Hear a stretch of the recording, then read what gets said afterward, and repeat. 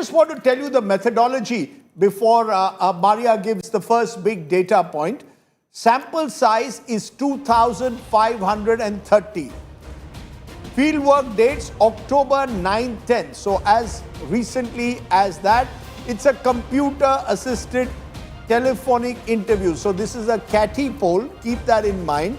So these are some of the riders, just to inform viewers that this is the methodology, and gives you maybe some kind of a glimpse at what could happen. But remember, picture abhi baki hai. But Maria, why don't you take us through the first big talking point that we have today? Yes, so let's begin with who is facing maximum difficulty in finalizing seat sharing. Just look at this data. NDA stands at 48.6% because NDA is perhaps the largest alliance with Upendra Kushwaha's party, which is called Rashtriya Lok Samta Party. You also have Jitan Ram Manjhi's HAM, and of course the bigger brother in that is Chirag Paswan's LJP. It is Chirag Paswan who is playing difficult to get here, and he is bargaining for a more number of seats, something that could work in his advantage because he did play that role of Hanuman to Prime Minister Modi in 2020. That was his pitch. So NDA at 48.6%, MGB at 24.3%. Let's look at who is most likely to switch alliances if not satisfied. The obvious guess would be Chirag Paswan. He is at 35.1%. The other name is Mukesh Sahni of VIP Party, because he again has been switching multiple alliances, and that's why it becomes important. So Rajdeep, I would say that it's more or less on predictable lines, but knowing how seat sharing formulas in NDA has been worked out in multiple states, I would see this more of some kind of bargaining exercise which is being carried out by Chirag, something that will iron out in the next 3 to 4 days. Let's settle this Chirag argument once and for all. Dr. Ajay Alok joins us. Dr. Ajay Alok, who is most likely to switch alliances if not satisfied? Chirag Paswan leads the way, 35.5%. Are you completely confident that Chirag is fully behind the alliance? We are told that Nityanand Rai has met him more than a couple of times in the last 24 hours and has more or less sorted out the problem. Will Chirag Paswan be part of your five-pronged alliance? That's the BJP, the JDU, Chirag's party, Jitan Ram Manjhi and Upendra Kushwaha. Is the alliance fit and well or not? Well, Rajdeep, the time for switching the alliance is over. There is no question of switching of any alliance, and today Chirag has already given the statement that everything is going fine and will come up with the announcements very soon.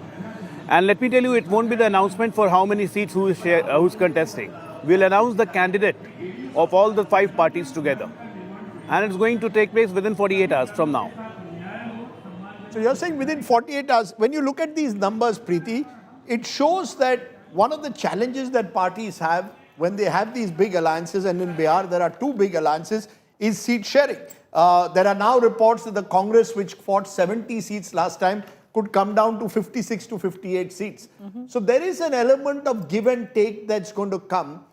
Do you sense, looking at these numbers, that most people, and Biharis know their politics, fear that because NDA is a bigger alliance, naturally the pulls and pressures are that much greater? Well, the pulls and pressures are that much greater. But Rajdeep, you know what? Let's also quickly dip in to what Chirag Paswan said and to what Samrat Chaudhary said, because if you look at what our respondents have polled, most respondents actually feel that the NDA alliance, like you pointed out, a bigger alliance is going to have more trouble in terms of seat sharing arrangements. Chirag Paswan could be the first person who actually walks out of an alliance if their alliance needs to, breaks. But let's listen in to both of them and we'll come right back. Let's quickly listen in.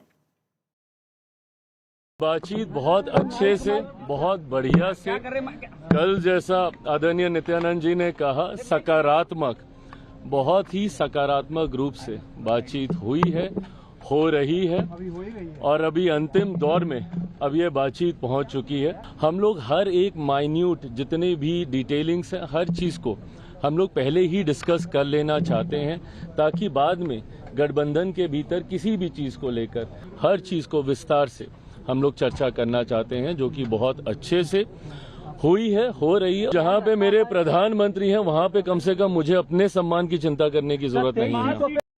देश के यशस्वी प्रधानमंत्री आदरणीय नरेंद्र मोदी जी के नेतृत्व में NDA पूरी तरह एकजुट होकर सबसे वार्ता चल रही है। देश के यशस्वी प्रधानमंत्री नरेंद्र मोदी जी, बिहार के लोकप्रिय मुख्यमंत्री Nitish Kumar ji, Chirag Paswan ji,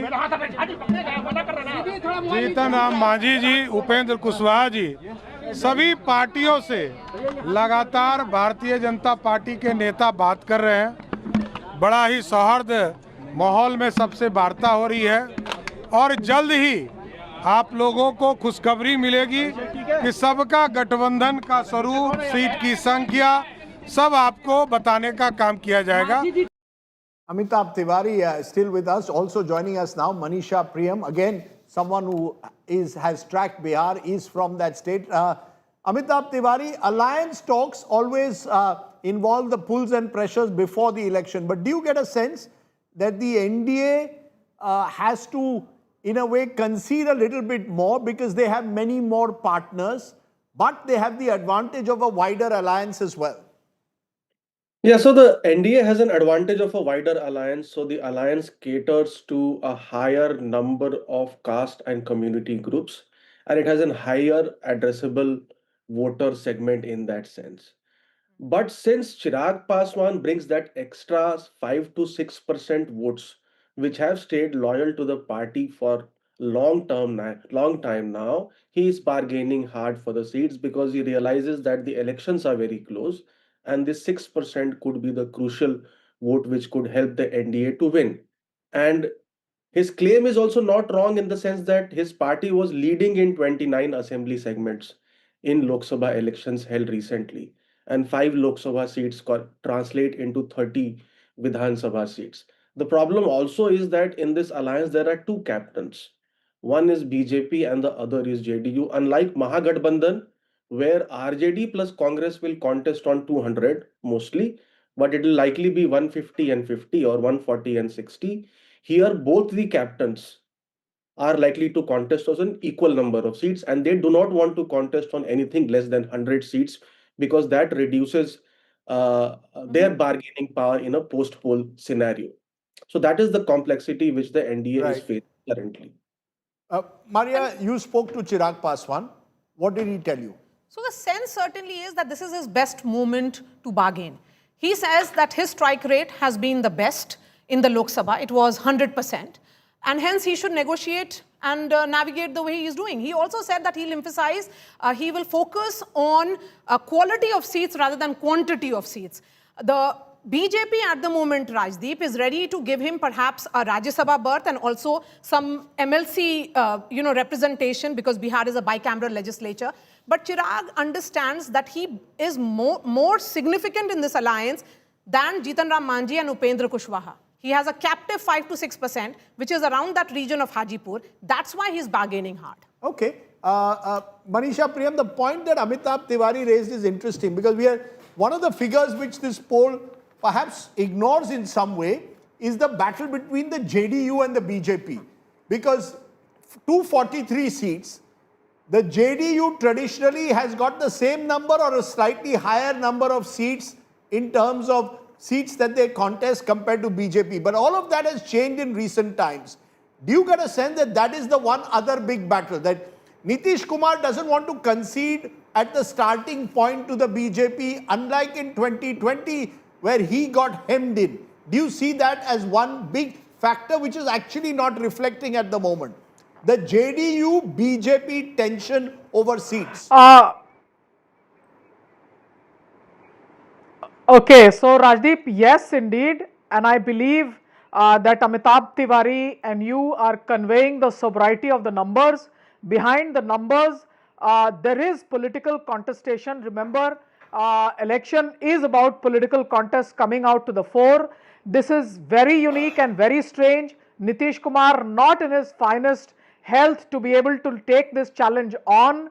So while there is a contest for numbers, the BJP and the JDU are in their best and finest moment of alliance, almost a seamless understanding of who will fight from where, and we will not be able to distinguish members of one party from the other. The JDU at this point of time being led by Mr. Sanjay Jha and Mr. Lalan Singh, two of the trusted aides of Mr. Nitish Kumar. I'm very confident when I say that Mr. Nitish Kumar, I respect him a lot, but not in his finest moment of health. These two captains are really being trusted also by the top leadership of this government, the Prime Minister and the Home Minister. So I would consider this seamless. I would also like to, one second. Yes. I would also like to tell you that Samrat Chaudhary is a wounded soldier, which is why they have to prop up Upendra Kushwaha, because that important Kushwaha vote, which was coming in the name of Samrat Chaudhary, may now be stitched together. So it's important for the BJP JDU to show off that Upendra Kushwaha is battling on behalf of the Kushwahas. Upendra Kushwaha has been a weak leader, unable to win his own seat. What is playing out in this alliance, Rajdeep? How it is, the conversations are happening between the BJP and the JDU. Manisha Priyam is right. It is Sanjay Jha and Lalan Singh who are navigating. And Vijay Chaudhary. And Vijay Chaudhary. Of course, Lalan Singh is a minister also, so he understands. And Sanjay Jha is the working president of the JDU. The sense is that there has to be a nakad number, in the sense that 101 for perhaps JDU and 100 for the BJP. That symbolic one seat more for Nitish Kumar is the sense that is coming in at the moment. Second, most of these leaders are working very closely with the BJP leadership, Rajdeep. Dharmendra Pradhan and Home Minister Amit Shah, they are very closely working with them. So I won't be surprised that on a number of seats, there could be old BJP hands who would be contesting on JDUs. But Preeti, what is interesting is normally when we look at alliances, the problems come usually with the opposition. The BJP always has its act together. It's got its numbers in place. This time, the Congress seems to be the one conceding. All reports suggest that they will contest fewer seats than last time. They've got the Male, they've got Mukesh Sahni of his VIP party. Right. Crucial figure. Do you get a sense that for once the Congress has decided we will cede space in this Bihar elections to Tejaswi, and he decides who fights this election? I don't quite think so, because Rajdeep, with both alliances are concerned. What has been the Congress's biggest grouse coming of 2020, and I think our viewers will also know it, they might have fought, a formidable number of seats, which was 70. They came out with just 19, and they've always held it against the RJD that you gave us seats which we couldn't win on. Winnability was impossible on those seats. So right now, they might come down from a 70, and they might be pitching for a 50 to 55, but they are looking at bagging some winnable seats in there. The local cadre, now this is again the Congress's perception, actually does believe that after the vote Adhikar Yatra somewhere down the line, there is a resurgence or a revival of the party where Bihar is concerned. So therefore, they're in a position to maybe bargain for a few more winnable seats where the Congress comes into question. But it's interesting, Rajdeep, because yes, the last time around, the BJP might be wanting about 100 seats. The last time around, they fought 110 seats. They came up with 74, which was one less than an RJD, with a strike rate of 66%. Will the BJP with 100 seats maintain the same strike rate? Where Chirag Paswan comes into question, Rajdeep, it's also all the more interesting because one can say he was not with the NDA last time. I don't quite look at it like that. It's a glass half full. He was half with the NDA because the 130 seats that he actually fought was against the JDU. So whatever he got was against the JDU. On the other hand, maybe we can bring Amitabh Tiwari in all of this. VIP, which was with the NDA last time, has switched. They have not just, forget about the number of seats that they want, because they are sensing blood, and Mukesh Sahni is actually vouching to be the Deputy Chief Minister. So a lot at play, just our...